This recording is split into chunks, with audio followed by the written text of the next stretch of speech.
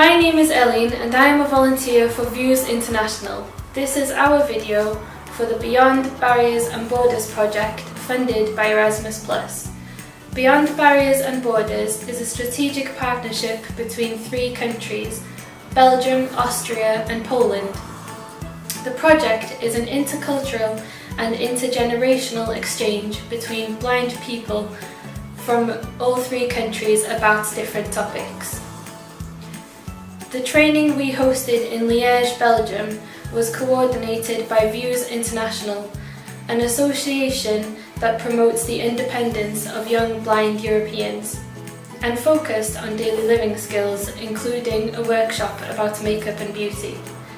This is what inspired this video: tips and tricks for doing your makeup when you are visually impaired. We hope you enjoy. Before applying any makeup, I clean and moisturize my face. I use a face wipe and then apply moisturizer using just my index finger. So I take a small quantity of moisturizing cream onto the tip of my finger and start applying it to my face from the center going outwards. So I start with my nose and then my cheeks and forehead and chin, and finally using both hands to rub the cream around my face and my neck. The next step is primer. Primer helps your makeup go onto your face smoother and it helps your makeup stay longer. For this I put a small amount in the palm of my hand and then rub my hands together before using both hands to spread the primer around my face. I also make sure to put a little bit on my eyelids to keep my eyeshadow in place. The next step for me is to do my eye makeup.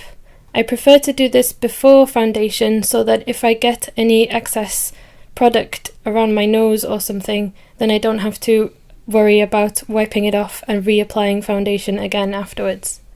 I use an unheated eyelash curler to make my eyes look bigger and brighter. With these, you hold them open like a pair of scissors before bringing them near to your face, and you close your eyes before closing the curler onto your eyelashes. You should be able to feel when your lashes are in the curler because you will feel some tension, but don't pull too much to check because you don't want to pull out your eyelashes at the same time. The next thing I apply is mascara. This is quite tricky to master when you're visually impaired because you need to learn how to measure the distance from your mascara wand to your eye to avoid poking yourself in the face. It can be helpful to hold one finger vertically against the bridge of your nose so that you can use this finger to touch the wand to this finger to gauge the distance properly.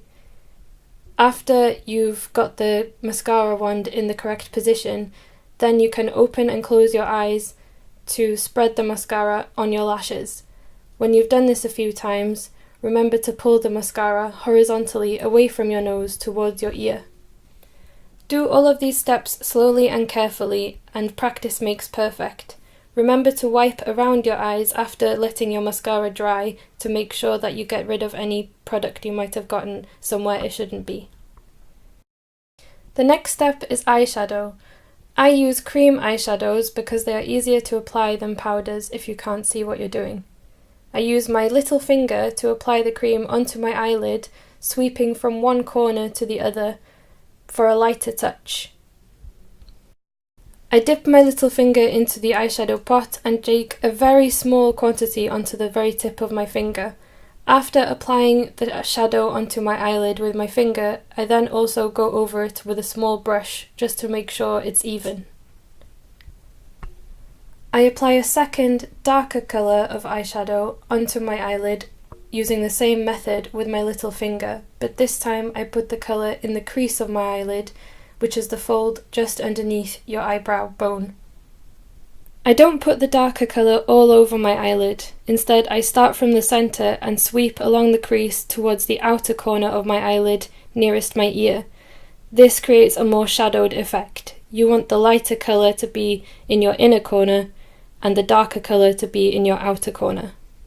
If you have products in similar containers, you can distinguish them with tactile markers. For example, both of these eyeshadows are in very identical pots, So what I've done is I've wrapped a hair elastic around the pot with the lighter gold colour so that I know that this is the lighter one compared with the darker gold colour. After applying both colours, I blend them together using a fluffy blending brush. This is really important because you want both the colours to merge into each other and look seamless. A good thing to remember if you use your fingers a lot to apply makeup is to wipe or wash your hands between applying different products. After this, I apply a second coat of mascara just to reassure myself that I have an even coverage. I just touch the wand to the tips of my lashes to make sure that they are evenly covered. I also run a wipe around my eyes to make sure I don't have any eyeshadow or mascara on my nose or on my cheek. The next thing I apply is foundation. I always ask someone sighted for assistance to colour match foundation to my skin colour, whether that be a friend, a family member, or someone that works at a beauty counter. And the same goes for other products as well, like concealer, blusher, eyeshadow, etc. It's also worth remembering that the colour of your skin might change throughout the year when it gets sunnier and you get a suntan, or it's colder, so it's worth getting colour matched every time you need to buy a new bottle. I find liquid foundation much easier to apply than powder, and I also always buy foundation that comes in a pump bottle so that it's easier to measure out. I start by shaking the bottle to make sure that the liquid isn't stuck at the bottom, and then I pump twice onto the back of my left hand so that I have a quantity similar in size to a €1 coin. I find it easier to put the product on the back of my hand first and then use a finger to take the product from my hand to my face so that I can feel exactly how much product is going onto my face at any one time. I apply the foundation very much like how I did the moisturizer, taking a small quantity onto the tip of my finger and then spreading it around my face, starting with my nose and then going all around my face, including my cheeks and neck. It's important to remember to blend your foundation into your hairline to make your makeup look more natural.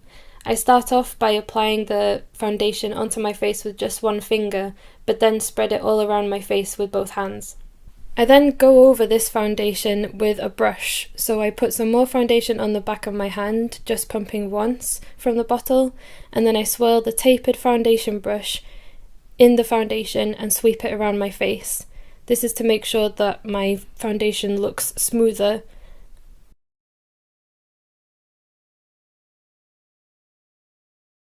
I do the same thing but with a smaller paintbrush style brush to reach trickier corners like the sides of my nose and under my eyes. One of the last things I apply is lipsticks. All of my lipsticks are by different brands, so I can identify them by touch because they feel different. However, you can mark them with tactile markers like braille labels or something similar to what I did with my eyeshadow pots if you have different colours from the same brand. Lipstick is easy to apply because you just follow the shape of your lip with the applicator. You can use another finger to guard against getting lipstick around your mouth. Remember to always kiss a tissue afterwards to get rid of any excess product. The final step is to apply translucent powder all over the face. Powder sets your makeup, making it last longer and stops your face looking shiny. I use a fluffy brush, swirling it around in the powder and then tapping it against the side of the compact to get rid of any excess before sweeping it all around my face, paying particular attention to my nose and forehead. After using the brush, I also used the sponge that came with the compact to pat all around my face to make sure that I don't have any powder lying around.